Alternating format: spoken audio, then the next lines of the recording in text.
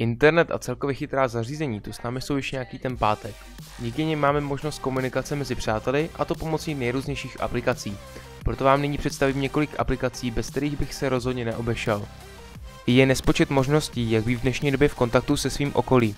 Někteří zůstali u stereotypních SMS zpráv, druzí používají Facebook. Ovšem najdou se i tací, kteří jdou s dobou a chtějí zůstat profesionály. Ti používají především aplikaci Slack. Jedná se o velmi jednoduchý a zároveň přehledný komunikační nástroj, který je dostupný nejen na iOS, ale také OS X platformě.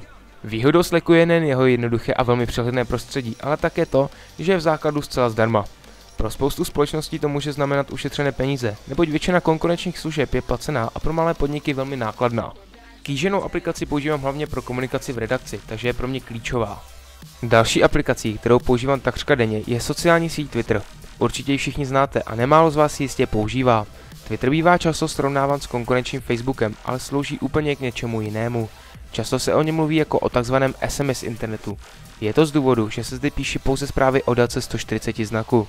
Nicméně já aplikaci beru spíše jako zdroj informací. Každopádně se napíšu i pár tweetů, tak mě sledujte. Najdete mě zde pod přezdívkou iCody. Vsadím se, že každý z vás poslouchá hudbu, a pokud ne, tak kecáte. Hudba totiž dokáže člověka nejen odreagovat, ale také velmi silně namotivovat. K poslechu hudebních interpretů používám placenou službu Spotify. Jedná se o přehlednou, jednoduchou a relativně levnou službu. Aplikace nabízí nespočet interpretů, zajímavé playlisty a další. Samozřejmostí je chytrý algoritmus, který vám nabídne konkrétní žánr hudby, a to podle vaší nálady.